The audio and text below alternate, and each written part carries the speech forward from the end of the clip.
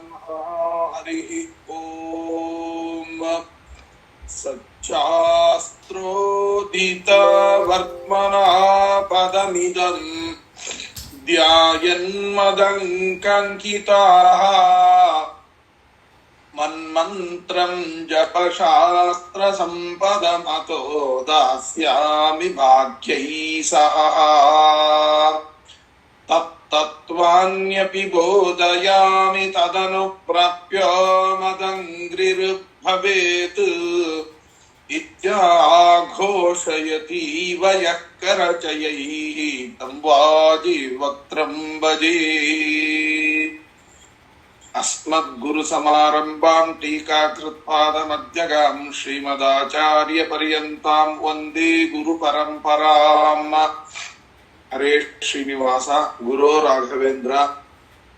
ಶ್ರವಣ ಮಾಡುವಂತಹ ಎಲ್ಲ ಅಧ್ಯಾತ್ಮ ಬಂಧುಗಳಿಗೂ ಕೂಡ ಹೃತ್ಪೂರ್ವಕವಾದ ವಂದನೆಗಳನ್ನು ಅರ್ಪಿಸುತ್ತಾ ಶ್ರೀನಿವಾಸ ಕಲ್ಯಾಣದ ಇವತ್ತಿನ ಚಿಂತನೆ ಶುರು ಮಾಡುವಾಗ, ನಿನ್ನೆಯ ದಿವಸ ಭಗವಂತ ವೈಕುಂಠವನ್ನ ಬಿಟ್ಟು ವಲ್ಮೀಕ ಅಂದರೆ ಭೂಲೋಕದಲ್ಲಿರುವಂತಹ ಹುಣಸೆ ಮರದ ಗಿಡದ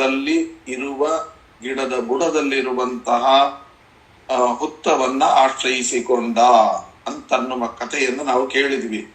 ಅದು ಹೇಗಿತ್ತು ಅಂದ್ರೆ, ದಕ್ಷಿಣೇ ವಿಮಲಂ ದಿವ್ಯಂ ವಲ್ಮೀಕಂ ದೃಷ್ಟವಾನ್ ಮುದಾ ತಿಂತ್ರಿಣಿ ವ್ಯಕ್ತ ಮೂಲಸ್ಥಂ ಭಗವಾನ್ ಜಗದೀಶ್ವರ. ವಲ್ಮೀಕದಲ್ಲಿ ಇದ್ದ. ಯಾವ ವಲ್ಮೀಕ? ವಿಮಲಂ ದಿವ್ಯಂ ಅಂತ ಎರಡು ಶಬ್ದವನ್ನ ಆಡಿದ್ದಾರೆ. ಏನು? ವಲ್ಮೀಕಂ ದೃಷ್ಟವಾನ್ ಅಂದರೆ ಆ ಮುಂದೆ ನಡೆಯಬೇಕಾದ್ದೆಲ್ಲವೂ ಕೂಡ ಒಳಗಡೆ ಇದ್ದುಕೊಂಡು ಲೀನವಾಗಿ ತೋರಿಸಿದ್ದಾನೆ ಅಂತನ್ನುವಂತಹದ್ದು ಒಂದರ್ಥ. ಇನ್ನೊಂದು ಅರ್ಥ ಏನು ಅಂದ್ರೆ, ವಲ್ಮೀಕ ಅನ್ನುವ ಶಬ್ದಕ್ಕೆ ವಲ ಸಂವರಣೆ ಅಂತ ಧಾತು. ವಲ ಸಂವರಣೆ ಅಂತ ಧಾತು. ಆ ಧಾತುವಿಗೆ ಪ್ರತಿಯೊಬ್ಬರ ಹೃದಯದ ಗುಹೆಯ ಒಳಗಡೆ ಇರುವವ ಅಂತ ಅರ್ಥ. ಯೋವೇದನಿಧಿ ಕಲಿಗುಹಾಯಾಮ್ ಎಂಬ ರೀತಿಯಲ್ಲಿ ಅಲ್ಲಿ ವಲ್ಮೀಕ ಅಂತಿದೆ ನೋಡಿ. ವಲ ಅಂತಂದ್ರೆ ಪ್ರತಿಯೊಬ್ಬರ ಹೃದಯದಲ್ಲಿರುವವ.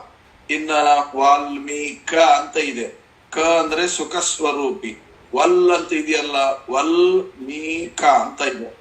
ವಲ್ ಅಂತಂದ್ರೆ ಹೃದಯ ಗುಹೆಯಲ್ಲಿ, ವಲ್ಮೀ ಅಂತಂದ್ರೆ ಜ್ಞಾನ ರೂಪದಿಂದ, ಕ ಅಂದ್ರೆ ಸುಖ ಸ್ವರೂಪದಿಂದ. ಅಲ್ಲಿಗೆ ಮೀಕ, ವಲ್ ಮೀಕ. ಕ ಅಂದ್ರೆ ಸುಖ ಸ್ವರೂಪ, ಮೀ ಅಂದ್ರೆ ಜ್ಞಾನ ಸ್ವರೂಪ. ಅಂದ್ರೆ ಜ್ಞಾನಾನಂದಮಯನಾಗಿ ಪ್ರತಿಯೊಬ್ಬರ ಹೃದಯ ಗುಹೆಯ ಒಳಗಡೆ ಇರುವವ ಅಂತ ಅರ್ಥ. ಅಂತ ಭಗವಂತ ಅಲ್ಲಿದ್ದಾನೆ. ಅದಕ್ಕೆ ವಲ್ಮೀಕ ಅಂತ. ಅದು ಹೇಗಿದ್ದಾನೆ? ವಿಮಲಂ, ಯಾವ ದೋಷ ಲೇಪವೂ ಇಲ್ಲದಿರುವ, ಅಂದ್ರೆ ಅನಂತ ಗುಣ ಪರಿಪೂರ್ಣ. ದಿವ್ಯಂ ಅಂದ್ರೆ ಸರ್ವೋತ್ತಮ ಅಂತ. ಸರ್ವೋತ್ತಮನಾಗಿದ್ದು, ಅನಂತ ಗುಣಪೂರ್ಣನಾಗಿದ್ದು, ಜ್ಞಾನಾನಂದಮಯನಾಗಿರತಕ್ಕಂತಹ ಪರಮಾತ್ಮನೇ ಆ ವಲ್ಮೀಕದೊಳಗಿದ್ದ ಅಂತ ಇಷ್ಟು ಅರ್ಥವನ್ನ ನಾವು ಮಾಡ್ಕೋಬೇಕಾಗುತ್ತೆ.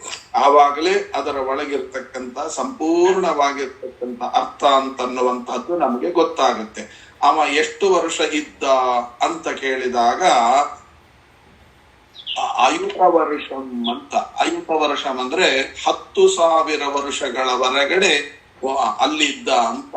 ವತ್ಸರಾಯುತಂ ಅಂತ ಶಬ್ದ ಪ್ರಯೋಗ ಮಾಡಿದ್ದಾರೆ. ಮತ್ವೇದಂ ಪರಮಂ ಸ್ಥಾನಂ ತತ್ರಂ ಲೀನೋ ಭವತ್ ಹರಿಹಿ ಏವಂ ದೇವೇ ಸ್ಥಿತೇ ತತ್ರ ವಿಗತಂ ವತ್ಸರಾಯುತಂ. ಅಯುತ ಅಂದ್ರೆ 10,000 ಸಂಖ್ಯೆಗೆ ಅಯುತ ಅಂತ ಕರೀತಾರೆ. 10,000 ವರ್ಷ ಆ ವಲ್ಮೀಕದೊಳಗಿದ್ದ. ಏನಿದ್ರ ಅರ್ಥ ಅಂತ ಪ್ರಶ್ನೆ ಮಾಡಿದಾಗ ಸ್ವಲ್ಪ ಸ್ವಲ್ಪ ಒಳಗಡೆ ಹೋದಾಗ ಗೊತ್ತಾಗುತ್ತೆ. ಏನಂತಾರೆ, ಆ ಹುತ್ತ ಇದೆಯಲ್ಲ, ಆ ಹುತ್ತದೊಳಗೆ ಭಗವಂತ ಯಾಕಿದ್ದಾನೆಂದ್ರೆ ಮತ್ವೇದಂ ಪರಮಂ ಸ್ಥಾನಂ. ಬಹಳ ಅದ್ಭುತವಾದ ಮಾತು. ಏನು ಅಂದ್ರೆ, ಆ ಇಡೀ ಜಗತ್ತಿನಲ್ಲಿ ಇಷ್ಟೆಲ್ಲ ಅರಮನೆಗಳಿದೆ. ಆ ಎಲ್ಲ ಅರಮನೆಗಳನ್ನು ಬಿಟ್ಟು ಹೋಗಿ ಹೋಗಿ ಆ ಮಣ್ಣಿನ ಹುತ್ತದೊಳಗೆ ಯಾಕೆ ವಾಸವಾದ ಅಂತ ಪ್ರಶ್ನೆ ಕೇಳಿದರೆ ಆಗ ಉತ್ತರ ಕೊಡ್ತಾರೆ. ಯಾಕೆ ಅಂದ್ರೆ ಇಡೀ ಜಗತ್ತಿನಲ್ಲಿರತಕ್ಕಂತಹ ಯಾವುದೇ ಇಷ್ಟ ಅಲ್ಲ. ಮತ್ತೆ ಯಾವುದು ಇಷ್ಟ ಅಂತಂದ್ರೆ ಅದಕ್ಕೆ ಹೇಳ್ತಾರೆ, ಯಾವ ಮನೆಯ ಯಜಮಾನನಿಗೆ, ಅಂದ್ರೆ ಈಗ ಹುತ್ತ ಇದೆ, ಹುತ್ತದೊಳಗೆ ಇರುವ ವಾಸ ಮಾಡುವವರು ಯಾರು? ಹಾವುಗಳು. ಆ ಹಾವುಗಳು ಯಾವತ್ತಿಗೂ ಕೂಡ ತಾವು ಆ ಹುತ್ತದೊಳಗಿರುವಷ್ಟು ಕಾಲ ಇದು ನಮ್ಮ ಮನೆ ಅಂತ ಅವು ಯಾವತ್ತೂ ತಿಳಿಯುವುದಿಲ್ಲಂತೆ. ಯಾಕೆ ಹೇಳಿದ್ರೆ, ಒಂದು ವೇಳೆ ಚೆನ್ನಾಗಿರ್ತವೆ, ಹುತ್ತ ಬಿದ್ದು ಹೋದ್ರೆ ಆ ಕ್ಷಣದಲ್ಲೇ ಮನಸ್ಸಿಗೆ ಒಂದು ಚೂರು ವ್ಯಾಕುಲತೆ ಇಲ್ಲದೆ ಸೀದಾ ಮತ್ತೊಂದು ಕಡೆ ಹೊರಟು ಹೋಗುತ್ತೆ. ಅಂದರೆ ಹುತ್ತ ಇರುವಾಗ ಏನು ಮನಸ್ಥಿತಿ ಇರ್ತದೆ, ಹುತ್ತ ಬಿದ್ದು ಹೋದ ಕೂಡ ಅದೇ ಮನಸ್ಥಿತಿ ಇರತಕ್ಕಂತಹ ವ್ಯಕ್ತಿಗಳು ಅಂತ ಬಹಳ ಅದ್ಭುತವಾಗಿರತಕ್ಕಂತಹ ಮಾತನ್ನ ನಮಗಿಲ್ಲಿ ತಿಳಿಸಿಕೊಡ್ತಾ ಇದ್ದಾರೆ. ಹಾಗಾಗಿ ಅದರ ಅಭಿಪ್ರಾಯ ಏನು ಅಂದ್ರೆ, ಯಾವ ಮನೆಯಲ್ಲಿ ಯಜಮಾನ ಇದು ನನ್ನ ಮನೆ ಅಲ್ಲ, ನಂದೇನದೋ ಸ್ವಾಮಿ ನಿಂದೆ ಇದೆಲ್ಲವೋ ಎಂಬುವ ಅನುಸಂಧಾನದಿಂದ ಕೂಡಿದ ಜೀವನ ಹೃದಯವೆಂಬ ಹುತ್ತದಲ್ಲಿ ಭಗವಂತ ಸದಾ ನೆಲೆಸಿರ್ತಾನೆ ಎಂಬ ದೊಡ್ಡ ತತ್ವವನ್ನ ಇಲ್ಲಿ ತಿಳಿಸಿಕೊಟ್ಟಿದ್ದಾರೆ. ಇದು ಒಂದರ್ಥ. ಎರಡನೇ ಅರ್ಥ ಏನು ಅಂತ ಕೇಳಿದ್ರೆ, ಅಂದ್ರೆ ಯಾವ ದೇಹದ ಮೇಲೆ ಅಭಿಮಾನ ಇರೋದಿಲ್ಲ ಅಂತಹ ವ್ಯಕ್ತಿಯ ಹೃದಯ ಕಮಲದಲ್ಲಿ ಭಗವಂತ ಬಂದು ನೆಲೆಸಿರ್ತಾನೆ ಅಂತ ಒಂದರ್ಥ. ಎರಡನೇ ಅರ್ಥ ಏನು ಅಂತ ಕೇಳಿದಾಗ ನೋಡಿ, ಇದು ಮಣ್ಣಿನಿಂದ ನಿರ್ಮಾಣಗೊಂಡಿರತಕ್ಕಂತಹ ವಲ್ಮೀಕ. ಮಣ್ಣಿನಿಂದ ನಿರ್ಮಾಣಗೊಂಡಿರತಕ್ಕಂಥ ವಲ್ಮೀಕ ಅಂದ್ರೆ ಈ ದೇಹವು ಕೂಡ ಮಣ್ಣಿನಿಂದ ನಿರ್ಮಾಣಗೊಂಡದ್ದು. ಅಂದ್ರೆ ಮಣ್ಣು, ನೀರು, ಬೆಂಕಿ, ಗಾಳಿ, ಆಕಾಶ, 5 ಭೂತಗಳಿಂದ ನಿರ್ಮಾಣಗೊಂಡಿರತಕ್ಕಂತಹ ಶರೀರ. ಆ ದೇವರನ್ನ ಎಲ್ಲಿಂದ ತಿಳ್ಕೊಳ್ಬೇಕು ಅಂದ್ರೆ ಮಣ್ಣಿಂದ. ಆ ಮಣ್ಣಿನ ಒಳಗಡೆ ಗಂಧ ಇದೆ. ಆ ಗಂಧವೆಂಬ ತನ್ಮಾತ್ರೆಯಿಂದ ಸಹಿತವಾಗಿರತಕ್ಕಂತಹ ನೀರಿದೆ. ಆ ನೀರಿನ ಒಳಗೆ ರಸರೂಪವಾದಂತ ತನ್ಮಾತ್ರೆಯಿಂದ ಸಹಿತವಾಗಿದೆ. ಅದರೊಳಗಡೆ ರೂಪ ಸಹಿತವಾದ ತನ್ಮಾತ್ರೆಯಿಂದ ಸಹಿತವಾದ ಬೆಂಕಿ ಇದೆ. ಆ ಬೆಂಕಿಯ ಒಳಗಡೆ ಸ್ಪರ್ಶ ರೂಪವಾಗಿರತಕ್ಕಂಥ ತನ್ಮಾತ್ರೆಯಿಂದ ಸಹಿತವಾಗಿರತಕ್ಕಂಥ ವಾಯು ಇದೆ. ಆ ವಾಯುವಿನ ಒಳಗಡೆ ಶಬ್ದ ತನ್ಮಾತ್ರದಿಂದ ಸಹಿತವಾಗಿರತಕ್ಕಂಥ ಆಕಾಶ ಇದೆ ಅಂತ ಚಿಂತನೆ ಮಾಡಿ ಅಂತನ್ನುವಂತಹದ್ದನ್ನ ತಿಳಿಸಲಿಕ್ಕೋಸ್ಕರ ಹುತ್ತದೊಳಗಿದ್ದಾನೆ ಅಂತ ಪಿಂಡಾಂಡದೊಳಗಿನ ಚಿಂತನೆಗೆ ಒಂದು ಒಳ್ಳೆಯ ಸಹಕಾರಿಯಾಗತಕ್ಕಂಥ ಮಾತುಗಳು ಅಂತ ಇಷ್ಟು ನಾವು ಚಿಂತನೆ ಮಾಡಬಹುದು.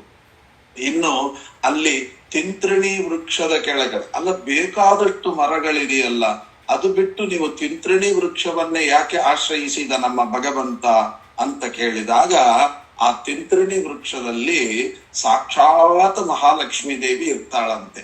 ವಾದಿರಾಜ ಗುರುಸಾರ್ವಭೌಮರು ಈ ಯುಕ್ತಿ ಮಲ್ಲಿಕ ಅಂತನ್ನುವಂತಹ ಗ್ರಂಥದಲ್ಲಿ ಮಾತನಾಡುವಾಗ ಗೃಹ್ಣೀಯ ತಿಂತ್ರಿಣಿ ವೃಕ್ಷಂ ಅಂತ ವಾದಿರಾಜ ಗುರುಸಾರ್ವಭೌಮರು ಒಂದು ಯುಕ್ತಿಯನ್ನು ಕೊಡ್ತಾರೆ. ನೀವು ಈ ಧೂಪದ ಮರ ಅಂತ ಇರುತ್ತೆ, ಅದು ಅಗಸೆ ಮರ ಅಂತ, ನೀವು ಅದರ ಕೊಂಬೆಯನ್ನು ನೀವು ಜೋತು ಬಿದ್ರೆ ಅದು ನೋಡ್ಲಿಕ್ಕೆ ದಪ್ಪ ಇರುತ್ತೆ. ದಪ್ಪ ಇದೆ ಅಂತ ನೀವೇನಾದ್ರೂ ಅದನ್ನ ಹಿಡಿದು ಜೋತಾಡಿದ್ರೆ ನೀವು ಅದ್ರ ಜೊತೆಗೆ ಮುರಿಯೋದು ಗ್ಯಾರಂಟಿ, ಸೊಂಟ ಮುರಿಯೋದು ಗ್ಯಾರಂಟಿ. ಅದರ ಬದಲಿಗೆ ತೆಳ್ಳಗಿರುತ್ತೆ ಹುಣಸೆ ಮರ, ಆ ಕೊಂಬೆಗಳೆಲ್ಲ ತೆಳ್ಳಗಿರುತ್ತೆ. ತೆಳ್ಳಗಿದೆ ಅಂತ ತಿಳ್ಕೊಂಡು ಬಿಡಬೇಡಿ. ಗೃಹ್ಣೀಯ ತಿಂತ್ರಿಣಿ ವೃಕ್ಷಂ, ಆ ತೆಳ್ಳಗಿರುವಂತಹ ಹುಣಸೆ ಮರವನ್ನೇ ಆಶ್ರಯಿಸಿಕೊಂಡು ನೀವು ಬದುಕಿದ್ರೆ ಆಗ ನೀವು ಗ್ಯಾರಂಟಿಯಾಗಿ ಕೆಳಗೆ ಬೀಳೋದಿಲ್ಲ. ಆದ್ದರಿಂದ ನೀವು ಏನಂತಾರೆ, ಹುಣಸೆ ಮರದ ಕೊಂಬೆಯನ್ನ ಹಿಡಿದು ಜೋತಾಡುವ ಅಭ್ಯಾಸ ಮಾಡಿಕೊಳ್ಳಿ ಅಂತ ಯುಕ್ತಿ ಮಲ್ಲಿಕ ಅಂತನ್ನುವಂತಹ ಗ್ರಂಥದಲ್ಲಿ ವಾದಿರಾಜ ಗುರುಸಾರ್ವಭೌಮರು ಹೇಳ್ತಾರೆ. ಹಾಗಾಗಿ ನಾವು ಯಾವತ್ತು ಹಿಡಿದ್ರು ಕೂಡ ಲಕ್ಷ್ಮಿಯ ವಿಶೇಷ ಸನ್ನಿಧಾನವಾಗಿರತಕ್ಕಂತಹ ಇದನ್ನ ಹಿಡೀರಿ. ಇದನ್ನ ಹಿಡಿದ್ರೆ ನೀವು ದೋಷರಹಿತರಾಗ್ತೀರಿ. ವಿಶೇಷ ಅಂದ್ರೆ ಅದು ಉದಾಹರಣೆ ಕೊಡ್ಬೇಕಾದ್ರೆ ಹೇಗೆ ಅಂತ, ಇವತ್ತು ನೀವು ಕಾರ್ತೀಕ ಮಾಸ ಬರೋದಿದೆ, ಇನ್ನು ಮುಂದೆ ಆಶ್ವೀಜ ಆದ್ಮೇಲೆ ಕಾರ್ತೀಕ. ಆ ಕಾರ್ತೀಕ ಮಾಸದಲ್ಲಿ ಬೇಕಾದಷ್ಟು ವಿಷಯಗಳನ್ನು ತಿಳ್ಕೊಳ್ಳೋದಿದೆ. ಒಂದು ವಿಷಯಗಳನ್ನ ಹೇಳ್ತೇನೆ. ಏನು ಅಂದ್ರೆ, ಆ ತುಳಸಿ ಮದುವೆ ಮಾಡುವಾಗ ಇವತ್ತು ನಾವೇನ್ ಮಾಡ್ತೇವೆ, ತುಳಸಿ ಗಿಡದ ಬೃಂದಾವನದಲ್ಲಿ ನೆಲ್ಲಿ ಗಿಡವನ್ನ ತಂದು ಕೊಂಬೆಯನ್ನ ತಂದಿಟ್ಟು ಅದ್ರ ಜೊತೆಗೆ ತುಳಸಿ ಮದುವೆ ಮಾಡೋದು, ದಿನನಿತ್ಯ ತುಳಸಿ ಅಂದ್ರೆ ತುಳಸಿ ದೀಪ ಹಚ್ಚೋದು ಎಲ್ಲ ಮಾಡ್ತೀವಿ.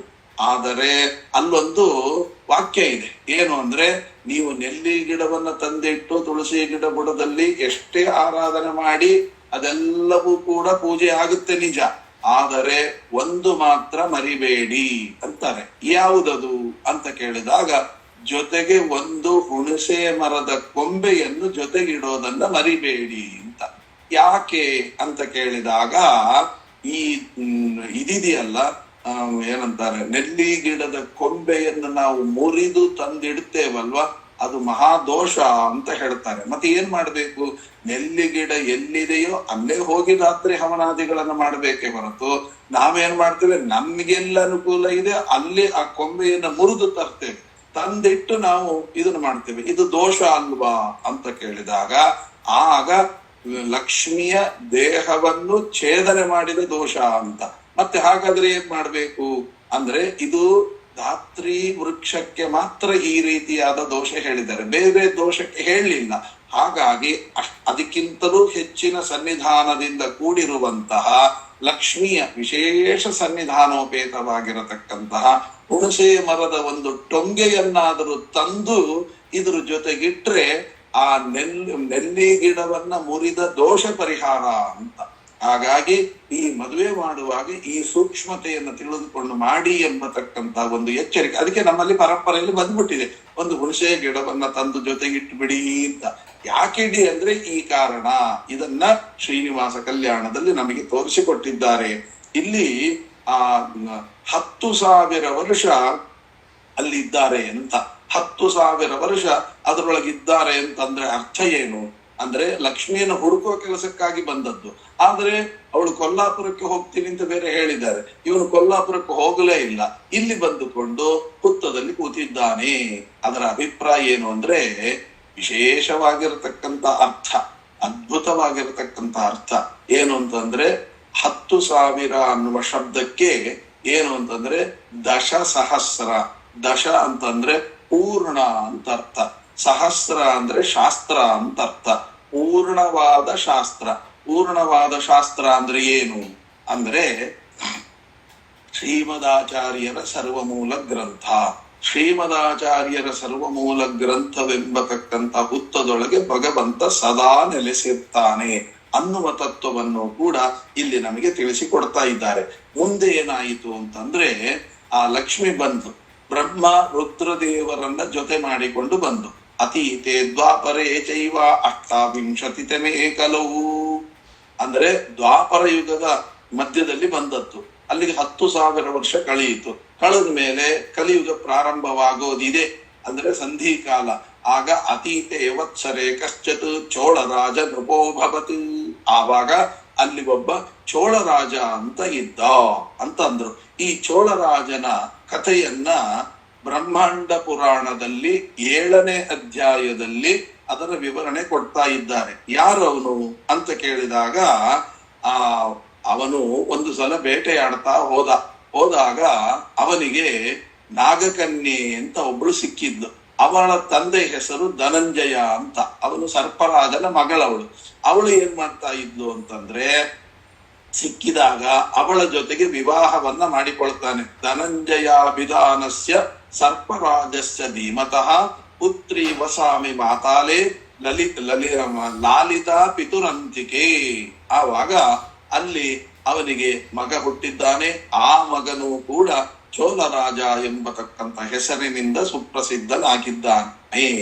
ಇಲ್ಲಿ ಒಂದು ವಿಚಾರ ನಡೆದಿದೆ. ಏನು ಅಂತಂದ್ರೆ, ಈ ಚೋಳರಾಜ ಅಂದ್ರೆ ಈ ಹಿಂದಿನ ಜನ್ಮದಲ್ಲಿ, ಮುಂದಿನ ಜನ್ಮದಲ್ಲಿ ಅವನು ಅಂದ್ರೆ ಈ ಚೋಳರಾಜ ಹಿಂದಿನ ಜನ್ಮದಲ್ಲಿ ಏನಾಗಿದ್ದ, ಒಬ್ಬ ವೈಶ್ಯನಾಗಿದ್ದ. ಇದು ಎಲ್ಲಿ ಬರುತ್ತೆ ಅಂದ್ರೆ, ಬ್ರಹ್ಮಾಂಡ ಪುರಾಣ ಇಷ್ಟು ವಿಚಾರ ತಿಳಿಸ್ತು, ವರಾಹ ಪುರಾಣದಲ್ಲಿ ಇದರ ಮುಂದಿನ ವಿಚಾರವನ್ನ ತಿಳಿಸ್ತಾರೆ. ಏನು ಅಂತಂದ್ರೆ, ಆ ಚೋಳರಾಜನಿಗೆ ಒಂದು ಅಂದ್ರೆ ಅವನು ವೈಶ್ಯನಾಗಿದ್ದ, ವೈಶ್ಯ ಜನ್ಮದಲ್ಲಿ ಹುಟ್ಟಿದಾಗ ಅವನಿಗೆ ಒಂದು ಸ್ಫುರದ್ರೂಪಿಯಾಗಿರತಕ್ಕಂತಹ ಮಗಳಿದ್ಲು. ಆ ಮಗಳನ್ನ ನೋಡಿದ, ಎಷ್ಟು ಸ್ಫುರದ್ರೂಪಿಯಾಗಿದ್ದಾಳೆ ಅಂತ ತಿಳಿದುಕೊಂಡು ತಾನೇ ಅವಳನ್ನ ಭೋಗಿಸಿ ಬಿಟ್ಟ. ಆಗ ಅವಳು ಹೇಳಿದ್ದು, ಸ್ವಂತ ಹಡದ ತಂದೆಯಾಗಿ ನನ್ನ ಶೀಲವನ್ನು ನೀನು ಅಪಹಾರ ಮಾಡಿದ್ದೀಯಾ, ಆದ್ದರಿಂದ ನೀನು ಪಿಶಾಚಿಯಾಗು ಅಂತ ಹೇಳಿ ಅವಳು ಹೇಳಿ ಸತ್ತು ಹೋಗ್ಬಿಟ್ಲು. ಸತ್ತು ಹೋದ್ಮೇಲೆ ಆ ಜನ್ಮದಲ್ಲಿ ಅವನೇನು ಪಿಶಾಚಿ ಆಗಲಿಲ್ಲ. ಅವನೇ ಈಗ ಚೋಳರಾಜನಾಗಿ ಹುಟ್ಟಿದ್ದಾನೆ. ಚೋಳರಾಜನಾಗಿ ಹುಟ್ಟಿದ್ದರಿಂದ ಈ ಜನ್ಮದಲ್ಲಿ ಏನಾಯಿತು ಅಂದ್ರೆ ಅಲ್ಲಿಗೆ ಲಕ್ಷ್ಮೀದೇವಿ ಬಂದಿದ್ದಾಳೆ. ಸ್ವಯಂ ಗೋಪಾಲಕಿ ಭೂತ್ವಾ, ಅವಳು ಗೋಪಾಲಕಿಯಾಗಿ ಅಂದ್ರೆ ಗೋವನ್ನು ಪಾಲನೆ ಮಾಡುವಂತಹವಳಾಗಿ. ಯಾವ ಗೋವು ಅಂದ್ರೆ ಬ್ರಹ್ಮಾಣಂ ದೇರುಂ ಕೃತ್ವ, ಬ್ರಹ್ಮದೇವರನ್ನೇ ಶಿಶು ಮತ್ತೆ ಆಕಳನ್ನಾಗಿ ಮಾಡಿದ್ದಾಳೆ. ಆಮೇಲೆ ರುದ್ರಂ ಶಿಶುಂ ಕೃತ್ವ, ರುದ್ರದೇವರನ್ನ ಶಿಶುವನ್ನಾಗಿ ಮಾಡಿದ್ದಾಳೆ. ಮಾಡಿ ಸ್ವಯಂ ಗೋಪಾಲಕಿ ಭೂತ್ವ, ಆ ಸ್ವಯಂ ಗೋಪಾಲಕಿಯಾಗಿ ಆಕಳನ್ನ ತಂದಿದ್ದಾಳೆ. ಇವನು ಎಲ್ಲೋ ಹೊರಗಡೆ ಕೆಲಸದ ಮೇಲೆ ಹೊರಟಿದ್ದ. ಯಾರು? ಚೋಳರಾಜ. ಕೆಲಸದ ಮೇಲೆ ಹೊರಟಾಗ ಅವಳು ಆಕಳು ಮತ್ತು ಕರುವನ್ನ ವ್ಯಾಪಾರ ಮಾಡ್ಲಿಕ್ಕೆ ಅಂತ ಬಂದಾಗ ಇವನು ಯಾವುದೋ ಒಂದು ಕೆಲಸಕ್ಕೆ ಹೊರಟಾಗ ಅವಳು ಎದುರಿಗೆ ಬಂದಿದ್ದಾಳೆ. ಎದುರಿಗೆ ಬಂದಾಗ ಅದಕ್ಕೆ ಹೇಳ್ತಾರೆ, ಎದುರಿಗೆ ಬಂತು ಅಂದ್ರೆ ಆ ಕೆಲಸ ಆಯಿತು ಅಂತ ಅರ್ಥ. ಅದಕ್ಕೆ ಏನ್ ಮಾಡಿದ, ನಾನು ಯಾವುದೋ ಒಂದು ಮಹತ್ತರವಾದ ಕೆಲಸಕ್ಕೆ ಹೊರಟಿದ್ದೇನೆ. ಎದುರಿಗೆ ಅವಳು ಆಕಳು ಮಾರುವವಳು ಆಕಳು ಕರುವನ್ನ ಎರಡನ್ನೂ ತಂದಿದ್ದಾಳೆ. ತಂದು ಹೇಳ್ತಾರೆ, ಉದ್ಭೇದ್ಯೇತಾಂ ಕುಂಭಂ ಜಲಚರ ಯುಗಲಂ ಸಿದ್ಧಮಂತಂ ಶವಂ ವಾ ವೇಶ್ಯಾ ಸ್ತ್ರೀ ಮಾಂಸಂ ಮಧ್ಯಂ ಶುಭಕ ಕುಮಕಮಿದಂ ಮಂಗಲಂ ಮಂಗಲಾನಾಂ ಅಂತ ಶಾಸ್ತ್ರ ಏನ್ ಹೇಳ್ತದೆ ಅಂದ್ರೆ, ನೀವು ಯಾವುದಾದ್ರೂ ಒಂದು ಕೆಲಸಕ್ಕೆ ಹೋಗುವಾಗ ಕನ್ಯೆ ಎದುರಿಗೆ ಬಂದ್ಲು ಅಂತ ಇಟ್ಕೊಳ್ಳಿ, ಅದು ಶುಭ ಅಂತೆ. ಕನ್ಯೆ ಎದುರಿಗೆ ಬಂದ್ರೆ, ಗೋವು ಎದುರಿಗೆ ಬಂದ್ರೆ, ಗೋವು ಮಾರುವವರು ಕರು ಜೊತೆಗೆ ಬಂದ್ರೆ, ಆಮೇಲೆ ಇನ್ನ ಏನು ಭೇರಿಯನ್ನ ಎದುರಿಗೆ ತಗೊಂಡು ಬಂದ್ರೆ, ಶಂಖ ಎದುರಿಗೆ ಬಂದ್ರೆ, ಮೊಸರು ಎದುರಿಗೆ ಬಂದ್ರೆ, ಹಣ್ಣುಗಳು ಏನಾದ್ರೂ ಎದುರಿಗೆ ಬಂದ್ರೆ, ಹೂವು ಏನಾದ್ರೂ ಅಥವಾ ಹೂ ಮಾರುವವರು ಎದುರಿಗೆ ಬಂದ್ರೆ, ಅಥವಾ ನಿಗಿ ಬೆಳಗುತ್ತಿರುವ ಕೆಂಡ ಏನಾದ್ರೂ ಎದುರಿಗೆ ಕಂಡ್ರೆ, ಅಥವಾ ರಥೋತ್ಸವ ಏನಾದ್ರೂ ಎದುರಿಗೆ ಬರ್ತಾ ಇದ್ರೆ, ಅಥವಾ ಇಬ್ಬರು ಬ್ರಾಹ್ಮಣರು ಎದುರಿಗೆ ಬಂದ್ರೆ, ಅಥವಾ ಕುದುರೆ ಬಂದ್ರೆ,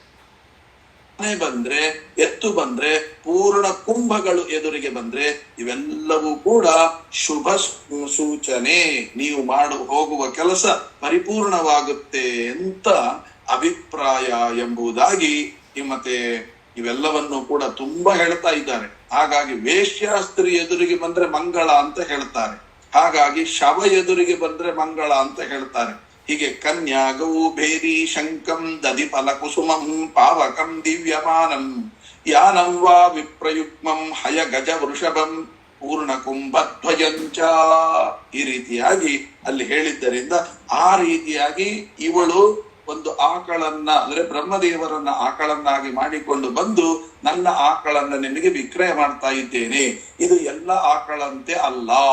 ಏನು ಅದ್ಭುತವಾದ ಚಿಂತನೆ ನೋಡಿ. ಆದ್ದರಿಂದ ಬ್ರಹ್ಮದೇವರೆಂಬ ಆಕಳು, ಈ ಹಾಲು ಏನು ಗೊತ್ತಾ, ಆ ಹಾಲನ್ನ ಕುಡಿದ್ರೆ ಮೈ ಬಂಗಾರ ಬಣ್ಣವಾಗುತ್ತಂತೆ. ಅಂತಹ ದಿವ್ಯವಾದ ಹಾಲನ್ನ ಕೊಡುವ ಆಕಳು ಅಂತ ಹೇಳ್ತಾರೆ. ಅಂದ್ರೆ ಆಕಳಲ್ಲೇ ಉತ್ತಮ ಜಾತಿ. ಆದ್ದರಿಂದ ಈ ಆಕಳು ಹೇಗೆ ಅಂತ ಕೇಳಿದ್ರೆ, ಹಾಲು ಸಾಮಾನ್ಯವಾಗಿ ಬೆಳ್ಳಗಿರುತ್ತೆ. ಇದು ಹೇಗಿದೆ ಅಂತ ಕೇಳಿದ್ರೆ, ಬೆಳ್ಳಗೇನೆ ಒಂದು ಚೂರು ಹರಸಿನ ಮಿಕ್ಸ್ ಆದ್ರೆ ಹೇಗಿರ್ಬೇಕೋ ಆ ರೀತಿಯಾಗಿ ಹೊಂಬಣ್ಣದ ಹಾಲು. ಈ ಹಾಲನ್ನು ಯಾರು ಕುಡಿತಾರೆ ಅವನು ಇಡೀ ದೇಹ ಸುವರ್ಣಮಯವಾಗುತ್ತೆ. ಸುವರ್ಣಮಯ ಅಂದ್ರೆ ಆ ಬಂಗಾರದ ಬಣ್ಣದವನಾಗುತ್ತಾನೆ. ಆದ್ದರಿಂದ ಇದನ್ನ ಇದ್ರ ಒಳಗಿನ ತಾತ್ಪರ್ಯ ಬೇರೆ. ಏನಂದ್ರೆ ಈ ಹಾಲು ಯಾರು ಕುಡಿತಾರೆ ಅವನು ಇಡೀ ಸುವರ್ಣಮಯನಾಗ್ತಾನೆ. ಅಂದ್ರೆ ಸು ಅಂದ್ರೆ ಒಳ್ಳೆಯ, ವರ್ಣ ಅಂದ್ರೆ ಮಾತು, ಒಳ್ಳೆಯ ಮಾತು ಅಂದ್ರೆ ಶ್ರೀಮದ್ ಆಚಾರ್ಯರ ಸರ್ವಮೂಲ ಗ್ರಂಥ ಅಂತ ಅರ್ಥ. ಇದನ್ನ ಚೆನ್ನಾಗಿ ಅರ್ಥ ಮಾಡಿಕೊಳ್ಳುವವನಾಗ್ತಾನೆ. ಯಾಕೆ? ಅದೇ ವಾಯುದೇವರ ಮಧ್ವಾಚಾರ್ಯರ ಅವತಾರರಾಗಿರತಕ್ಕಂಥ ಅರ್ಥಾತ್ ಪೂರ್ವಾವತಾರರಾಗಿರ್ತಕ್ಕಂಥ ಬ್ರಹ್ಮದೇವರೇ ಈ ಆಕಳಾದ್ದರಿಂದ ಅವರಿಂದ ಉಂಟಾಗುವ ಶಾಸ್ತ್ರ ಅಂದ್ರೆ ಸರ್ವಮೂಲ ಗ್ರಂಥ. ಅವರು ಹೋದ ಜನ್ಮದಲ್ಲಿ ಮಧ್ವಾಚಾರ್ಯರಾಗಿ ಸರ್ವಮೂಲ ಗ್ರಂಥವನ್ನು ರಚನೆ ಮಾಡಿದವರೇ. ಆದ್ದರಿಂದ ಈ ಹಾಲನ್ನು ಕುಡಿದವರಿಗೆ ಸರ್ವಮೂಲ ಗ್ರಂಥದ ಚೆನ್ನಾಗಿ ಜ್ಞಾನವಾಗುತ್ತೆ ಅಂತ ಒಳಗಿನ ಅಭಿಪ್ರಾಯ. ಸರಿ, ರುದ್ರದೇವರನ್ನ ಕರುವನ್ನಾಗಿ ಯಾಕೆ ಮಾಡಿದ್ರು ಅಂತಂದ್ರೆ, ಆ ಆಕಳ ಹಾಲು ಕೊಡ್ಬೇಕಾದ್ರೆ ಆ ಕರು ಇಲ್ಲದೆ ಹಾಲು ಕೊಡೋದಿಲ್ಲ ಅಂತ. ಇವ ಏನ್ ಮಾಡಿದ, ಹೋಗುವಾಗ ಮಂಗಳ ವಸ್ತು ಅದನ್ನ ಸ್ವೀಕಾರ ಮಾಡಿದ, ಅಂದ್ರೆ ವಿಕ್ರಯ ಮಾಡಿ ಏನ್ ಹೇಳಿದ, ನನ್ನ ಮಗನಿಗೆ ಈ ಹಾಲು ಅಂತ ಹೇಳಿ ವಿಕ್ರೀತ್ವ ಗಾಂ ಮಹಾಲಕ್ಷ್ಮಿ, ಆ ದೇವ ಸಹಸ್ರೇಣ ಎಲ್ಲವೂ ಇದೆ. ಅಷ್ಟಾದರೂ ಕೂಡ ಈ ಹಾಲನ್ನ ನನ್ನ ಮಗನಿಗೆ ಮೀಸಲಾಗಿಡ್ತೇನೆ ಅಂತ ಹೇಳಿ ಅದರ ಹಾಲು ಏನು ಬರುತ್ತೆ ಅಷ್ಟು ನನ್ನ ಮಗನಿಗೆ ಕುಡಿಸ್ಬೇಕು ಅಂತ ಹೇಳಿ ಹೊರಟು ಹೋದ. ಅವಳು ಕೂಡ ವ್ಯಾಪಾರ ಮಾಡಿ ಹೊರಟು ಹೋದ್ಲು. ಇದರ ಅಭಿಪ್ರಾಯ ಏನು ಅಂದ್ರೆ, ಈ ಆಕಳು ಏನ್ ಮಾಡ್ತು, ಎಲ್ಲ ಆಕಳ ಜೊತೆಗೆ ತಾನು ಹೋಗೋದು, ಶ್ರೀನಿವಾಸನ ಹುಡುಕೋದು, ಬೆಟ್ಟದಲ್ಲಿರುವಂತಹ ಹುತ್ತದಲ್ಲಿ ಆ ಏನು ತಿಂತ್ರಿಣಿ ವೃಕ್ಷದ ಬುಡಕ್ಕೆ ಶ್ರೀನಿವಾಸ ಕೂತಿದ್ದಾನೆ. ದಿನಾ ಹಾಲು ಸುರಿಸ್ಬೇಕು, ಅದಕ್ಕೆ ದಿನಾ ಹಾಲು ಸುರಿಸ್ಬೇಕು, ಮನೆಗೆ ಬರ್ಬೇಕು. ಹಾಲಿಲ್ಲ, ಹೆಂಡತಿ ನೋಡ್ತಾಳೆ, ಇದು ಯಾವತ್ತು ಹಾಲೇ ಕೊಡ್ತಾ ಇಲ್ವಲ್ಲ, ಏನ್ ಮಾಡ್ತಾ ಇದ್ದೆ, ಹಾಗಾದ್ರೆ ಈ ಆಕಳನ್ನ ನೋಡಿಕೊಳ್ಳುವ ಗೋಪಾಲಕನೇ ಕುಡ್ದಿರ್ಬೇಕು ಅಂತ ಅವನಿಗೆ ಸರಿಯಾಗಿ ಹೊಡಿತಾಳೆ. ಹೊಡೆದಾಗ ಅವನಂತಾನೆ, ತಪ್ಪೇ ಮಾಡದಿದ್ದೆ ನಾನು ಯಾಕೆ ಶಿಕ್ಷೆಯನ್ನು ಅನುಭವಿಸ್ಬೇಕು, ಎಲ್ಲಿ ಹೋಗುತ್ತೆ ನೋಡೋಣ, ಈ ಆಕಳು ಏನ್ ಮಾಡುತ್ತೆ ನೋಡೋಣ, ಇದರಿಂದಾಗಿ ನನಗೆ ಅವಮಾನ ಆಗಿದೆ ಅಂತ ತಿಳಿದುಕೊಂಡು ತಾನು ಅದರ ಹಿಂದೆ ಬೆನ್ನತ್ತಿದ್ದಾನೆ. ಹೋದಾಗ ಒಂದು ಹುತ್ತದಲ್ಲಿ ಹಾಲನ್ನ ಸುರಿಸ್ತಾ ಇದೆ. ಅದನ್ನು ನೋಡಿದ, ಇನ್ನೇನು ಅದನ್ನ ಹೊಡೆದು ಹಾಕಬೇಕು ಅಂತ ಹೇಳಿ ಸಿಟ್ಟು ಬಂತು. ಕೈಯಲ್ಲಿ ಖಡ್ಗ ಇತ್ತು, ತೆಗೆದ ಆ ಆಕಳನ್ನು ಕೊಂದು ಹಾಕ್ತೇನೆ ಅಂತ ಹೊರಟಾಗ ಆ ಭಗವಂತ ಒಳಗಡೆ ಹುತ್ತದೊಳಗೆ ಕೂತಿದ್ದ. ಅವನು ಹೇಳ್ತಾನೆ, ಒಂದು ದಳ ಶ್ರೀ ತುಳಸಿ ಬಿಂದು ಗಂಗೋದಕವ ಕೊಟ್ಟವನನ್ನೇ ಬಿಡೋದಿಲ್ಲ ನಮ್ಮ ಸ್ವಾಮಿ. ಮತ್ತೆ ತನಗಾಗಿ ಪೆಟ್ಟು ತಿಂತ ಇರುವ ಆಕಳನ್ನ ಬಿಡ್ತಾನ, ತಾನೇ ಮೇಲೆ ಎದ್ದು ಬಂದು ಆ ಪೆಟ್ಟನ್ನ ತನ್ನ ತಲೆಗೆ ಪೆಟ್ಟು ಬೀಳುವಂತೆ ಮಾಡಿಕೊಂಡ. ಆಗ ಏನಾಯ್ತು, ಸಪ್ತ ತಾಲ ವೃಕ್ಷದಷ್ಟು ರಕ್ತ ಚಿಮ್ಮಿ ಬಿಟ್ಟಿದೆ. ಸಪ್ತ ತಾಲ ವೃಕ್ಷದಷ್ಟು ರಕ್ತ ಚಿಮ್ಮುವುದನ್ನ ನೋಡಿ ತಾನು ಮೂರ್ಛೆ ಹೋಗಿ ಬಿದ್ದು ಬಿಟ್ಟ. ಸತ್ತೇ ಹೋದ. ಕೊನೆಗೇನು ಮರಣಂಗತಃ ಸತ್ತೇ ಹೋಗ್ಬಿಟ್ಟ. ಸತ್ತು ಹೋದ ಮೇಲೆ ಈ ಆಕಳು ಏನ್ ಮಾಡಿತು, ಕಿರ್ಚಿತ ಚೋಳರಾಜನ ಆಸ್ಥಾನಕ್ಕೆ ಹೋಗಿಬಿಟ್ಟು, ನೋಡು ರಾಜ ಅಂತ ಹೇಳಿ ತನ್ನದೇ ಆದ ಭಾಷೆಯಲ್ಲಿ ಮಾತನಾಡ್ತಾನೆ. ಬಾ ಬಾ ಅಂತ ಹೇಳಿದಾಗ ಆಕಳ ಹಿಂದೆ ಬಂದಿದ್ದಾನೆ. ಬಂದು ನೋಡ್ತಾನೆ, ಈ ಗೋಪಾಲಕ ಸತ್ತು ಬಿದ್ದಿದ್ದಾನೆ. ಸತ್ತು ಬಿದ್ದಾಗ ಅವನು ಕೇಳ್ತಾನೆ, ಯಾರು ನೀನು, ನಿನಗೆ ಯಾಕೆ ತಲೆಯಲ್ಲಿ ಪೆಟ್ಟು ಬಿದ್ದಿದೆ, ನಿನ್ ತಲೆಯಲ್ಲಿ ರಕ್ತ ಸುರಿತಾ ಇದೆಯಲ್ಲ, ಏನ್ ಚೆನ್ನಾಗಿ ವರ್ಣನೆ ಮಾಡಿದ್ದಾನೆ. ತುಂಬಾ ಇವೆಲ್ಲವನ್ನು ಕೂಡ ಶ್ಲೋಕವನ್ನ ಅನುಸಂಧಾನ ಮಾಡ್ಬೇಕು, ಬಹಳ ಮೈ ರೋಮಾಂಚನವಾಗುತ್ತೆ. ಏನ್ ಹೇಳ್ತಾ ಇದ್ದಾರೆ ಅಂತಂದ್ರೆ, ಚೋಳರಾಜ ಅಂದ್ರೆ ಈ ಆಕಳು ನೋಡಿ ತಲೆಗೆ ಪೆಟ್ಟು ಬಿದ್ದಾಗ ರಕ್ತ ಚಿಮ್ಮಿದೆ. ಆ ರಕ್ತ ಚಿಮ್ಮುತ್ತಾ ಇರುವಾಗ ತಾನು ಈ ಆಕಳು ಚೋಳರಾಜನ ಆಸ್ಥಾನಕ್ಕೆ ಹೋಗಿ ಚೋಳರಾಜನ ಕರ್ಕೊಂಡ್ ಬರ್ಲಿಕ್ಕೆ ಎಷ್ಟೊತ್ತು ಹಿಡಿತದೆ. ಅಷ್ಟೊತ್ತು ಕೂಡ ರಕ್ತ ಚಿಮ್ಮುತ್ತಾ ಇತ್ತಂತೆ. ನಳ್ಳಿ ಒಳಗೆ ನೀರು ಸೋರಿದ್ರೆ ಹೇಗೆ ಹಾರುತ್ತಲ್ಲ ಹಾಗೆ ಅಷ್ಟು ರಕ್ತ ದೇಹದಲ್ಲಿ ಇರ್ಲಿಕ್ಕೆ ಸಾಧ್ಯ ಇದೆಯಾ? ಏನು ಲೋಕ ವಿಡಂಬನೆ ನಮ್ಮ ಸ್ವಾಮಿದು ಅಂತ ಕೇಳಿದ್ರೆ, ಇದಕ್ಕೆಲ್ಲ ಬೇರೆನೇ ಅರ್ಥವನ್ನ ತಿಳಿಯದಿದ್ದರೆ ಈ ಕಥೆಯ ಸ್ವಾರಸ್ಯವೇ ಅರ್ಥ ಆಗೋದಿಲ್ಲ. ಇದೆಲ್ಲ ಏನು ಅಂತ ಕೇಳಿದಾಗ ಆಗ ಅವನು ಹೇಳ್ತಾನೆ, ಯಾರು ನೀನು ಸ್ವಾಮಿ ಅಂತ ಕೇಳಿದಾಗ ಆಗ ಹೇಳ್ತಾನೆ, ನೋಡಪ್ಪ, ನಾನು ಸುಮ್ಮನೆ ಹುತ್ತದೊಳಗೆ ಕೂತಿದ್ದೆ, ನನ್ ತಲೆ ಕಡ್ದು ಬಿಟ್ಟ, ಆದ್ದರಿಂದ ಅವನು ಸತ್ತು ಹೋದ. ಸ್ವಾಮಿ ಯಾಕೆ, ಏನಾಯ್ತು, ನನ್ಗೇನು ಹಿಂದೆ ಮುಂದೆ ಅರ್ಥ ಆಗ್ತಿಲ್ಲ ಅಂತ. ಆಗ ಏನನ್ಬೇಕು, ಸಾಮಾನ್ಯವಾಗಿ ಹೀಗಾಯ್ತಪ್ಪ ಅಂತ ವಿವರಣೆ ಕೊಡ್ಬೇಕಾಗಿತ್ತು. ಅದು ಬಿಟ್ಟ ಏಕದಮ್ ಕೋಪ ಬಂದು ಭಗವಂತ ಹೇಳಿದ, ಪಿಶಾಚೋ ಭವ ದುರ್ಬುದ್ಧೆ ಯಾವತ್ ಕಲಿಯುಗಂ ತಿಷ್ಠೇತ್, ನೀನು ಕಲಿಯುಗ ಮುಗಿಯುವ ತನಕ ಪಿಶಾಚಿಯಾಗು ಅಂತ ಹೇಳಿ. ಇದಕ್ಕೆ ಆಗ ಅವನಂತಾನೆ, ಆಯಿತು ಸ್ವಾಮಿ, ನನಗೇನಾದರೂ ಪರಿಹಾರ ಕೊಡು ಅಂತ ಕೇಳ್ತಾರೆ. ಪರಿಹಾರ ಕೊಡು ಅಂತ ಕೇಳಿದಾಗ, ನನಗೆ ಆಕಾಶರಾಜ ನನ್ನ ಮದುವೆ ಸಂದರ್ಭದಲ್ಲಿ ನನ್ನ ಮಾವನಾಗಿರತಕ್ಕಂಥ ಆಕಾಶರಾಜ ಶತಭಾರದ ಕಿರೀಟವನ್ನ ಶುಕ್ರವಾರದ ದಿವಸ ನನಗೆ ಸಂಜೆ ಹೊತ್ತಿನಲ್ಲಿ ನನ್ನ ತಲೆಯ ಮೇಲೆ ಇಡುತ್ತಾನೆ. ಶುಕ್ರವಾರದಲ್ಲಿ ತಲೆಯ ಮೇಲೆ ನನ್ನ ಸುವರ್ಣ ಭಾರದ ಕಿರೀಟವನ್ನ ಇಡುತ್ತಾನೆ. ಆಗ ನನ್ನ ಕಣ್ಣಿಂದ ಆನಂದ ಬಾಷ್ಪಗಳು ಬರ್ತದೆ. ಆಗ ಷಟ್ ಘಟಿಕಾಂತೆ ತೇ ಸುಖಂ ಭವಿಷ್ಯತಿ, ಆ 6 ಗಳಿಗೆ ನಿನಗೆ ಸುಖವಾಗುತ್ತೆ, ಯೋಚನೆ ಮಾಡಬೇಡ, ಧೈರ್ಯವಾಗಿರು ಅಂತ.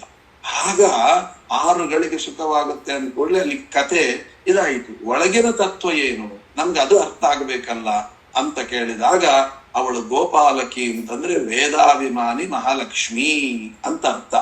ಆ ವೇದದೊಳಗೆ ಅನೇಕ ಮಾತುಗಳಿದೆ, ಆದರೆ ವೇದದ ನಿಜವಾದ ಅರ್ಥ ಆಗೋದು ಹೇಗೆ, ಚೋಳರಾಜನಲ್ಲಿ ಚೋಳರಾಜ ಅಂದ್ರೆ ಜೀವ. ಆ ಜೀವನ ಹತ್ರ ಅನೇಕ ಆಕಳುಗಳಿದೆ. ಆಕಳು ಅಂದ್ರೆ ಶಾಸ್ತ್ರ ಅಂತ ಅರ್ಥ. ಯಾವ ಶಾಸ್ತ್ರಗಳಿದೆ ಅಂದ್ರೆ ಬೇರೆ ಬೇರೆ ದೇವತೆಗಳನ್ನ ಸರ್ವೋತ್ತಮನೆಂದು ಸಾರುವ ಶಾಸ್ತ್ರಗಳು ಬೇಕಾದಷ್ಟಿದೆ. ಶಕ್ತಿಯೇ ಸರ್ವೋತ್ತಮ ಎಂದು ಹೇಳುವ ಶಾಕ್ತ ಮತ ಇರಬಹುದು, ಅಥವಾ ಗಣಪತಿಯೇ ಸರ್ವೋತ್ತಮ ಎಂದು ಹೇಳುವ ಶಾಸ್ತ್ರ ಇರಬಹುದು. ಇದು ಯಾವ ಶಾಸ್ತ್ರವು ಅಂದ್ರೆ ಯಾವ ಆಕಳ ಹಾಲು ಕೂಡ ಪ್ರಯೋಜನ ಇಲ್ಲ. ಹಾಗಾದ್ರೆ ನಿಜವಾದ ಆಕಳು ಯಾವುದು? ಬ್ರಹ್ಮದೇವರೆಂಬ ಆಕಳು ಮಾತ್ರ. ನೋಡಿ ಆಶ್ಚರ್ಯ ಏನು ಗೊತ್ತಾ ಅಂದ್ರೆ ಇಷ್ಟು ಆಕಳಿದೆ, ಯಾವ ಆಕಳಿಗೂ ಕೂಡ ಆ ಹುಣಸೆ ಮರದ ಬುಡದಲ್ಲಿ ಕೂತಿರತಕ್ಕಂತಹ ಶ್ರೀನಿವಾಸನಿಗೆ ಹಾಲು ಸುರಿಸುವ ತಾಕತ್ತೇ ಬರಲಿಲ್ಲ, ಯಾರಿಗೂ ಗೊತ್ತಾಗಿಲ್ಲ. ಆದ್ರೆ ಬ್ರಹ್ಮದೇವರೆಂಬ ಆಕಳು ಮಾತ್ರ ಹುತ್ತದೊಳಗಿನ ಭಗವಂತನನ್ನ ಕಂಡು ಹಾಲು ಕೊಟ್ಟಿತು. ಅಂದ್ರೆ ಏನರ್ಥ? ಜಗತ್ತಿನಲ್ಲಿ ಇಷ್ಟು ಶಾಸ್ತ್ರಗಳಿದೆ, ಯಾವ ಶಾಸ್ತ್ರವೂ ಕೂಡ ಹೃದಯ ಕಮಲದ ಒಳಗಡೆ ಇರತಕ್ಕಂತಹ ಬಿಂಬರೂಪಿಯಾಗಿರತಕ್ಕಂಥ ಪರಮಾತ್ಮನನ್ನ ಕಾಣುವ ತಾಕತ್ತಿಲ್ಲ. ಹೃದಯ ಕಮಲದೊಳಗಿರುವ ಬಿಂಬರೂಪಿಯಾದ ಪರಮಾತ್ಮನನ್ನ ಕಾಣುವ ತಾಕತ್ತಿರೋದು ಬ್ರಹ್ಮದೇವರೆಂಬ ಆಕಳಿಗೆ ಮಾತ್ರ. ಬ್ರಹ್ಮದೇವರು ಅಂದ್ರೆ ವಾಯುದೇವರು, ವಾಯುದೇವರು ಅಂದ್ರೆ ಮಧ್ವಾಚಾರ್ಯರು, ಮಧ್ವಾಚಾರ್ಯರ ಶಾಸ್ತ್ರಕ್ಕೆ ಮಾತ್ರ ಹುತ್ತದೊಳಗಿನ ಭಗವಂತನನ್ನ ಕಾಣುವ ತಾಕತ್ತು.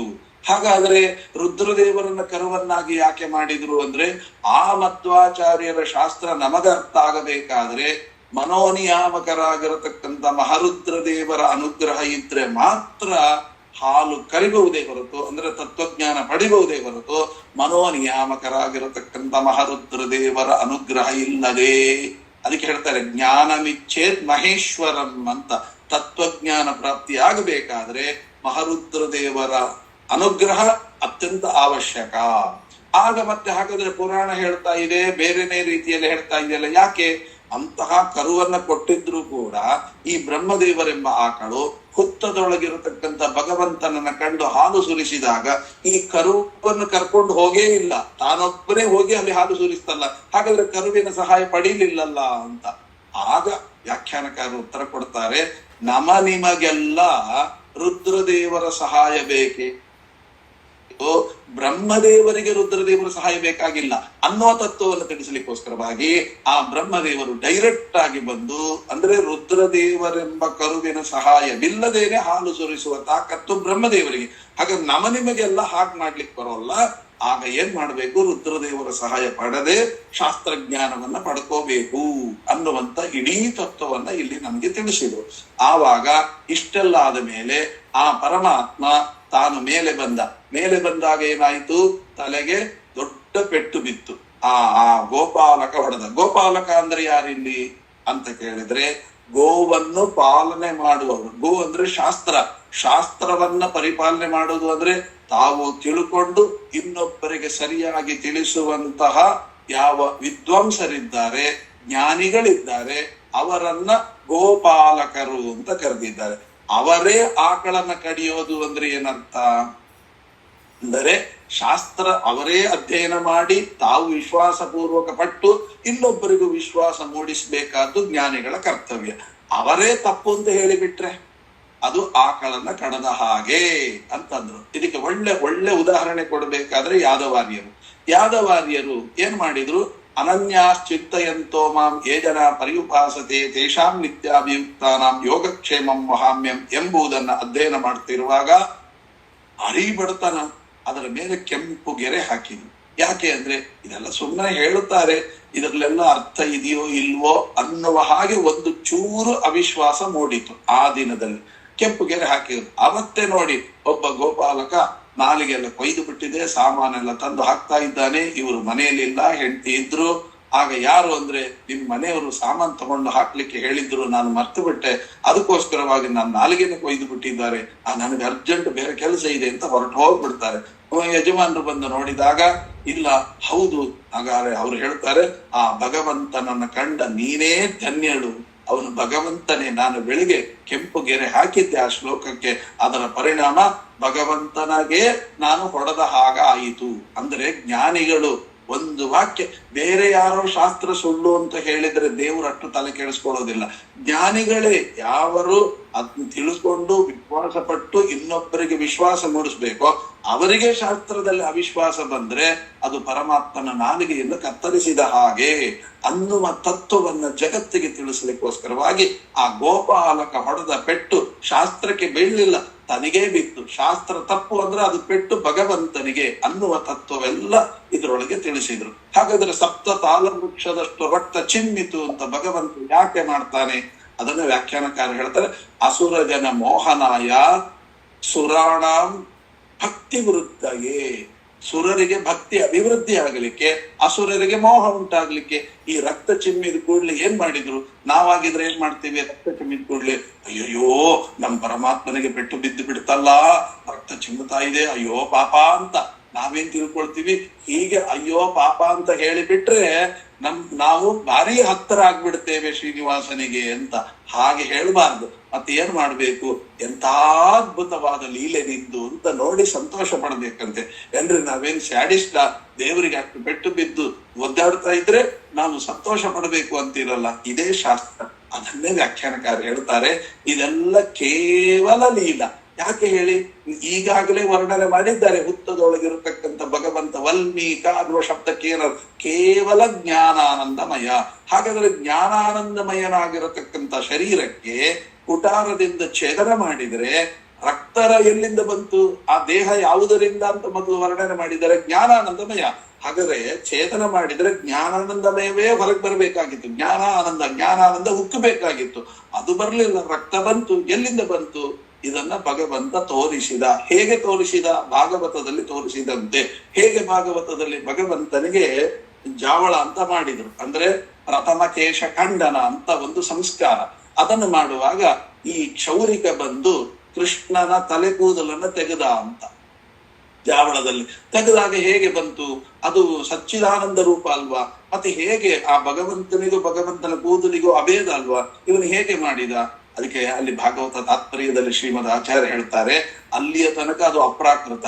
ಈ ಕ್ಷೌರಿಕ ಬಂದು ಏನು ಕತ್ತಿ ಹಚ್ಚ ಕೂದಲನ್ನು ತೆಗೆದ್ನಲ್ಲ, ಆಗ ಆ ಕ್ಷಣದಲ್ಲಿ ಅದನ್ನ ಪ್ರಾಕೃತ ಮಾಡಿಬಿಟ್ನಂತೆ. ಅಸುರ ಜನರಿಗೆ ಮೋಹ ಉಂಟು ಮಾಡ್ಲಿಕ್ಕಾಗಿ ಪ್ರಾಕೃತ ಮಾಡಿದ್ನಂತೆ. ಪ್ರಾಕೃತವಾಗಿ ಕೂದಲು ಕೆಳಗಿಳಿಯುವ ಹಾಗೆ ಮಾಡಿದ.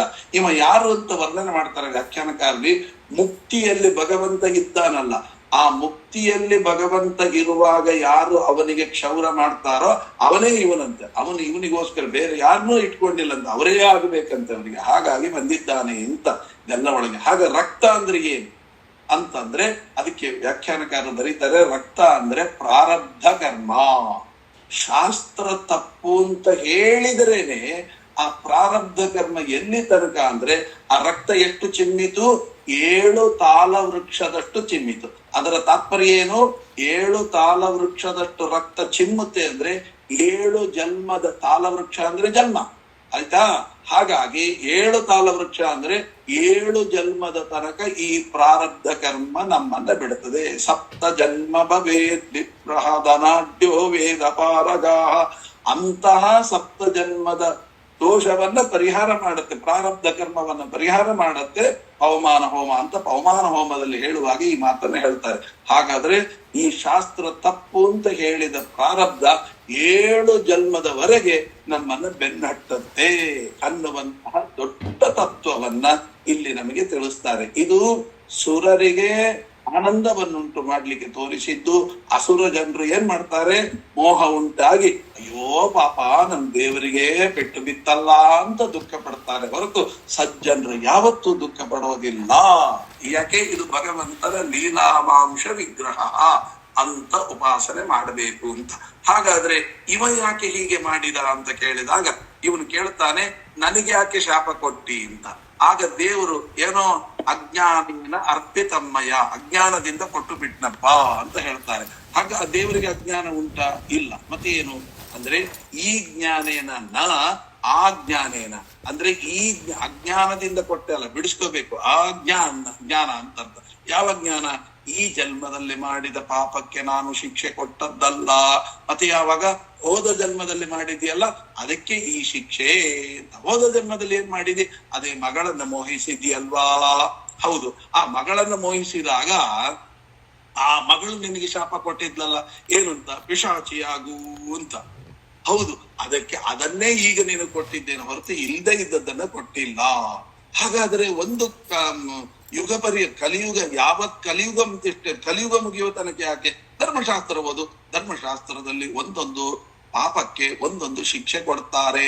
ಅದರಲ್ಲಿ ಯಾರು ಮಗಳನ್ನು ಮೋಹಿಸ್ತಾರೆ ಅವರಿಗೆ 1 ಯುಗ ಪರ್ಯಂತ ಪಿಶಾಚಿ ಜನ್ಮ ಅಂತ ಧರ್ಮಶಾಸ್ತ್ರ ಹೇಳಿದೆ.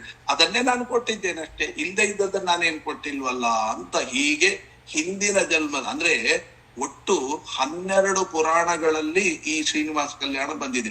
ಅದೆಲ್ಲವನ್ನು ಅಧ್ಯಯನ ಮಾಡದ ಹೊರತು ನಿಮಗೆ ಇಷ್ಟು ಸ್ಪಷ್ಟವಾಗಿ ಹೇಳಲಿಕ್ಕೆ ಬರೋದಿಲ್ಲ.